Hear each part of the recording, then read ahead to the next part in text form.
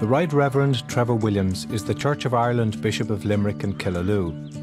He presides over 16 parishes and 64 churches across 5 counties.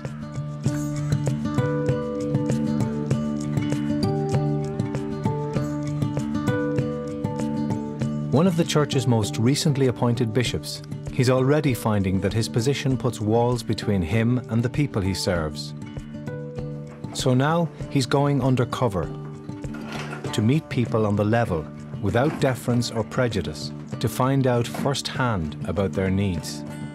Certainly, not being dressed up as a bishop makes it easier when you start off conversations. I think all of the paraphernalia and rig out of a bishop sort of says, gosh, this is a person who thinks they're much more important than I am, and who wants to meet a person like that, yeah.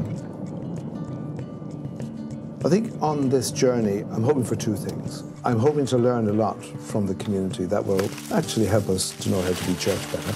I'm not so sure what this is about here. Well, this is a church, but a different kind of church. See those spots? I peeled them with myself. I do believe the church has something to offer. I'm hoping that it might be a means by which we'll be able to make the church more relevant and closer to people. Do you actually care about the church and how it should reinvent itself or not? It's boring. It's boring, yeah. I'm excited. It's the surprises I'm looking for. To meet people who I wouldn't normally meet, to meet people who are different from me, because it's from them that I have most to learn. You never know how it's going to work out, though, do you?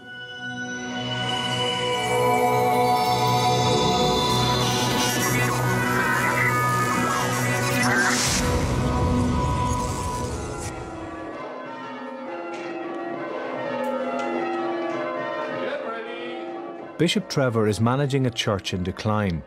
With dwindling numbers and resources, he believes that now, as much as ever, Christianity has a vital role to play in Irish society. But what exactly is that role? Someone said, it's those who keep the church doors open who keep the pews empty. And just living to keep the church going is not attractive to anyone. Okay, back, Jane. The church has to stop thinking about itself and think about loving its neighbours. That's what it needs to do. And to start living for other people. Could you get my stick, please? His challenge over the next month is to find ways of making the Church of Ireland also a church for Ireland. But since people aren't coming to his church, he's decided it's time to take his church to the people. I'm aware that most people feel that religion is something of the past. It's really just not relevant. And, you know, I do have some sympathy with that view in terms of the institutional structure of our church. They say, you know, I mean, what's this all about? Well, here at St. Mary's, we are part of the community of people who worship regularly here. I think that there is a real trouble that the public face of the church, where it sees buildings, where it sees its leaders like me in funny dress up at the front and so on, is an acquired taste, shall we say. If the church sees its own preservation as the only thing it's about, I think that's a very sad existence compared to what Jesus calls us to be, and that is to make a real difference, not only in our own personal lives, but make a real difference in the communities in which you live. It was a good sermon as well. It gives plenty of forward thinking. The Bishop's Cover is a would you believe documentary on the future of the church. Only, without his crozier and mitre, he'll just be Trevor to the people he meets, a very hands-on reporter. That worked a bit better when people didn't celebrate Christmas 3 months ahead, you know what I mean? I'm about to embark on this journey because I need, if you like, to find out what my role is as a bishop. I spent a lot of time in Northern Ireland. I've just come down here. I need to get in touch with the community and to find out what makes people tick here. I like coming alongside people and listening to what they have to say. In fact, I far prefer that than talking. That's what I'm looking for, and that's maybe why I'm going on this journey, to meet people who I wouldn't normally meet, to meet people who are different from me, because it's from them that I have most to learn. Excellent. Okay, thanks, Andrew. All the best. Okay, good. Safe journey, wherever you're going. Yeah, thank you. Worried that his church isn't doing enough to meet the needs of the most vulnerable in his community, Trevor's on his way to St Munchin's Family Resource Centre on the north side of Limerick City. I think I need to go to good people who are doing great things in the community and to see what questions they are asking and to see what motivates them. St Munchin's offers a wide range of services and activities to the local community, and Trevor has volunteered to join them. My job is to enable other people to improve on what they're doing and to support them in their work. So anything I learned here today, I think I'll be able to put into good use in the church as well.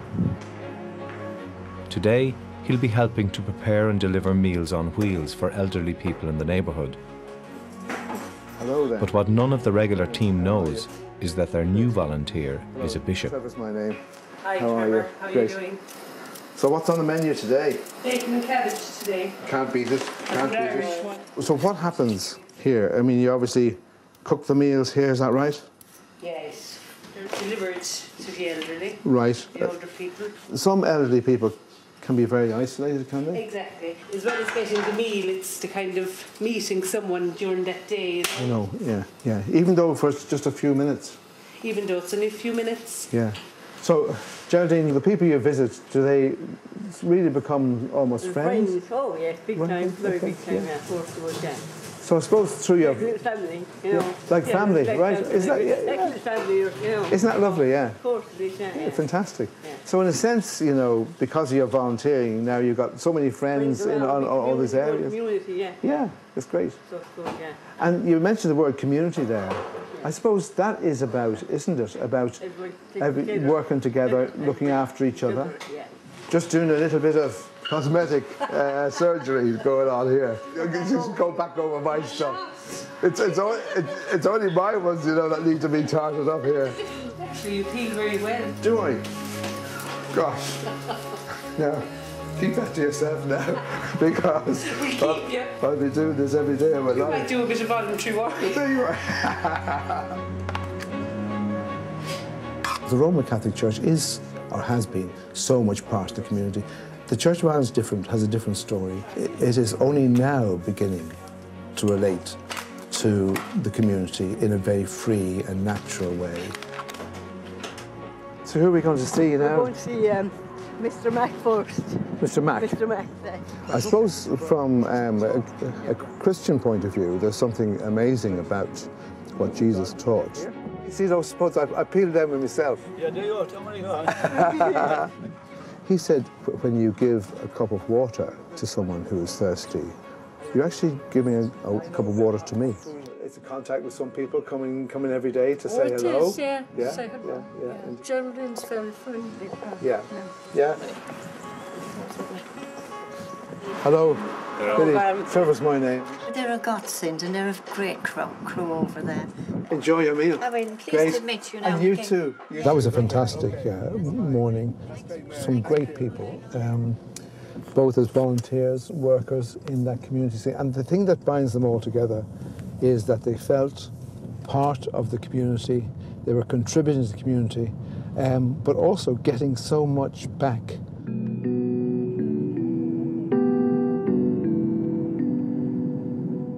I was born one year, 9 months later, my father was killed in a traffic accident. And my mother wanted to stay at home to look after her 2 children. And so we had paying guests in. We were always tight for money. I remember my mother saying to me, you know, now we haven't enough money this weekend, but it'll be all right. And she used to say, our Heavenly Father will look after us. Now, she didn't know how that would happen, or if it would happen, or whatever. But inevitably, we would get through. and either some friends would help us out or whatever else. And, you know, that's a big part of my faith now, that I know that there is always hope. And I think what that has given me is a sense of never to give up, that there is always something small that can be done to make things better. In 1971, after graduating from Trinity College, Dublin, Trevor trained to be an Anglican priest. Do you fancy watching a match with me? Yeah. He's been married to Joyce for the past 30 years, and they've 3 sons and 1 grandchild. Trevor has spent much of his career in Northern Ireland. During the Troubles, he worked for many years in religious broadcasting for the BBC, before later becoming leader of Corrymeela, a cross-border and cross-community centre for peace and reconciliation. Wow, brilliant. I'm really enjoying being a bishop, I must say. It's not something I ever thought I would be, nor ever wanted to be, actually. I'm not the typical bishop. My life has taken various twists and turns, and in many ways I've always worked, if you like, on the edges of the church as an institution. The fact that I'm here is really very strange. The only thing I can sort of rely on is that maybe God has something to do with it, so that's good. Yes! Great, fantastic. Well, he was given no real job description for his bishop's role, and after 4 years, he's still getting used to it. I remember the time when, just after I was made bishop, I had worked on this committee for 6 years or something, and I was always just another member of the committee and so on. Then I came back with the bishop's uniform on, as it were, well, like I am now, and then someone said something quite interesting, and I just followed up saying, I agree with that. But as I said that, everybody went, you know, the bishop has spoken, you know, it's incredible, incredible. Not nice at all, actually. And then I said, it's only me. One of the main things is they call him Bishop now, or Bishop Trevor, whereas before they always just called him Trevor. So I suppose that's the main difference, so that I know that he has changed, or their perception of him has changed. My perception of him hasn't changed at all. He's the same person I married. Hello, Joyce speaking. I have quite a bit of pressure from my diocese to put myself out there more. They want their bishop to be saying things about this, that and the other, you know, all the time. And that's part of a role I need. It just doesn't come easy to me, actually. I don't write books. It's not my thing. And this is something maybe I can do. One of the hardest groups for Trevor to reach are young people, many of whom see the church as not only out of touch, but tainted. For all sorts of reasons, in terms of the particular history, that religion was seen as a binding force for community in the formation of the Irish state, and so on. That's an artificial role, I think, for religion. Alternative meanings are on offer now, through science, through the human intellect, through all sorts of explorations. So religion is now seen to be one of the options. And for many people, quite a discredited option, because it's not cool, it's not fashionable. We've done that's the past. What, if anything, can he do to inspire this lost generation and convince them that they have a place and a role in the church? He's visiting St Anne's Community College in Killaloe, a co-educational school with over 500 pupils.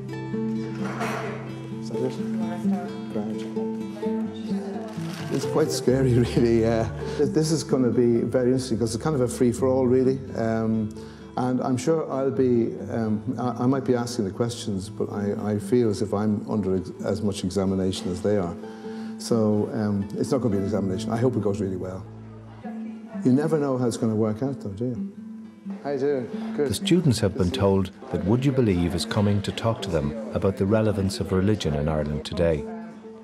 They're not aware that the reporter is a bishop. What I want to do now, actually, is actually, and I just want us to, each to think of this for ourselves. Okay, how many people here, you know, where it was a regular thing for you to go to church when you were very small? Vast majority of people, yeah. And how many people would still go regularly to church? Okay. What was the main reason why you no longer find going to church something you want to do? It's boring. It's boring. It's really outdated. All the hymns and whatever, it's really kind of, I don't know, depressing in a way. You have to remember like all the stuff the priest did to like children and like adults growing up. Like that's obviously a huge factor why not as many people go to church. Do you think that means that people have lost their trust? Trust, exactly, yeah. Many of the students in the school are Roman Catholic, but to Trevor, that's not important. His challenge is how to make Christianity relevant to their lives. If you could reinvent church, right, what are the one or two things you say would be really important? I think it needs to be more accessible and open to everyone. Priests should be allowed to marry as well and like have a life, like we like have children and stuff like. Women should have more of a role as well. Communication. Communication. Yeah, between the priest and the people at Mass. Do you feel at Mass there's a lack of a relationship? Do you know what I mean? Yeah.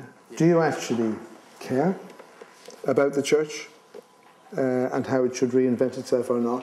It's helped me through a lot of things, like, and if I didn't have that, then I don't know what I'd do. It doesn't matter. I wouldn't really care if the church wasn't there, personally. I think I would certainly miss the comfort of it, you know, having something to turn to. I was really surprised actually by this morning. It was really a good experience. I enjoyed it, and the nice thing about it for me was that they enjoyed it too. It was kind of more open. I learned more about people in my class and what they believe, so it was cool. Trevor, I feel, he's kind of more mellow. Like, he's really kind of respectful. I know I said respectful about 3 times today, but he's really kind of, he wants to hear your opinions. I didn't expect it to be that fun, but it turned out to be good. It was nice hearing everyone's opinions on faith and everything in the church and just what people would do. I think what I've learned from the journey so far is that there are things that we need to do in the church to be relevant to the lives of young people. I'd really like them now to experience a new way of being church and see how they would respond to that.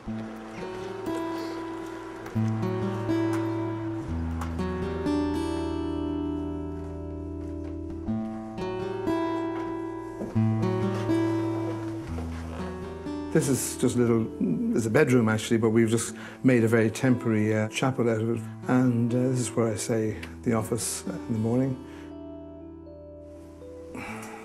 This is a very handy way of getting the prayer book sorted out quickly.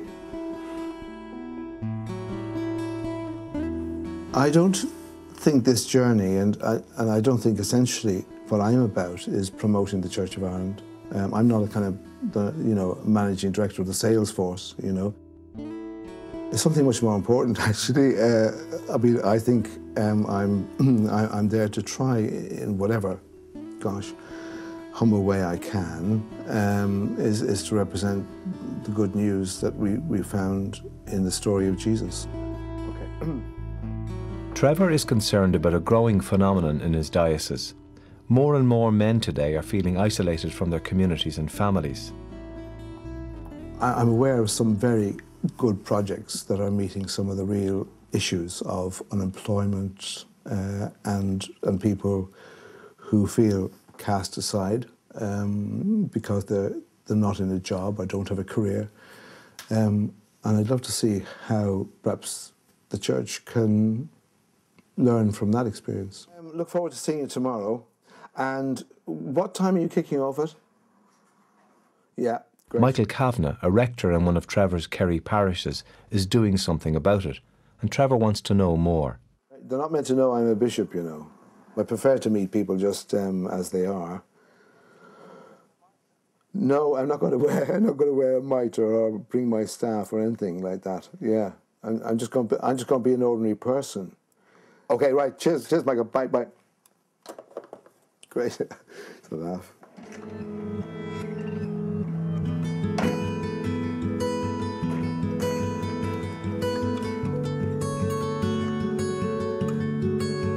I am really hopeful that we will rediscover community, that we will actually start believing in what we can do together, that actually by coming together we can make small steps. If we get the confidence to do that, I think we're on the way. In Kenmare, Michael has brought together a group of local men to form a men's shed club in an adult education centre. This is a new venture and I'm really interested to see it and meet the people who are involved. Oh, so this is it. Great. Oh yeah. Well, it's a good number of people here. Great. The group knows it's playing host to a Would You Believe documentary, but has no idea that the new man in the shed is a bishop. John, hello, John. Nice to meet you. Nice to meet you. Great, Trevor. My name. The men's shed is part of a movement popping up all over the country. Their motto is Men Talk Shoulder to Shoulder. Centred around practical activities, these clubs provide a gathering place for men to socialise and contribute to the community through various activities. Janie. It looks better this side. Fine mortise, yeah. The Kenmare Club has just started an ambitious boat building project. The Kenmare Curls. Yeah, well, it'll be a boat of its own design. Generally, a three-handed curragh is about 19.5 feet, and the boat we're going to make will be about 15.5. Fantastic. It's good because, you know what I mean, it keeps people's interest up and things like that, you know, because the place is kind of, you know, a lot of the work and things has dried up and all these type of places, you know what I mean, and it's a pity till a place things, you know, throws down altogether. You're a relative newcomer. Yeah, this is only my third week here, and enjoying it immensely so far. Some people might say women are better at getting together and, you know, just having a chat and making friends than men. I just said I suppose women react more at home and, you know, they're within each other, where a man's shed thing, I suppose, is an old-fashioned way of thinking that men don't get together as, you know, meeting groups, whatever, they work. That's not bad at all. You might find it easier to use a bigger chisel. I suppose when the church is involved in something like this, people are looking for an alternative motive for why you're doing it. Are you trying to get more bums on the seats in your church by doing this? Absolutely not. Absolutely not. I think that would be almost deceitful. In the same way, I mean, we hear stories of people offering soup for conversions. That is scurrilous. This, I think, is just being a part of the community. Certainly, if people wanted to talk about God, if people wanted to talk about the faith, then fine. This here is not the one they're building here. No. Because this has got flared gunnels, you know.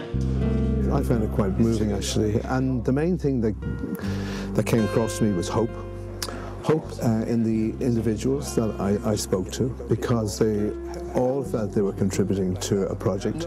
They loved being together, and they saw that this was something they really were committed to. In areas like this, where there's a lot of loneliness and isolation, people unemployed, as they talked about, to have something as riveting and as energising as this is fantastic. For me, that's a real example of what the Church of Ireland can contribute, even though we're very small in numbers, even we don't have a lot of resources to offer, but we do have people with ideas, and maybe that's all it takes sometimes for community to work and to develop. I did that, yes.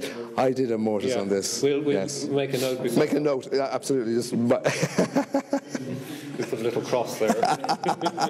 This journey for me has been like a retreat, but a retreat into the world instead of a retreat out of the world.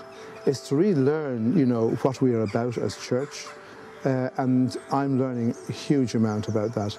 I think the danger for people like me at the centre of the church's life is that the church becomes our life and we forget the reason why we exist, and that is to be a bridge, if you like, of God's love. Next week on Bishop Undercover, Trevor looks for a solution to the dwindling numbers in his church by paying a call to Limerick's Abundant Life Centre, where it's standing room only. Some of our normal Church of Ireland people just coming in here might find this a little bit off-putting. So let's welcome Bishop Trevor Williams. And as Trevor returns to the people who have inspired him, he has to come clean about his real identity as he tries to inspire them. Have a nice to see you again. Everybody's here, it's fantastic. The whole crew. With no magic wand or millionaire's checkbook, can he convince people that a Church of Ireland bishop still has something to offer them? Did you know we had a bishop in the kitchen all morning with us? A bishop? Where? You're a bishop? Yeah, that's what. Your surname is Bishop. No!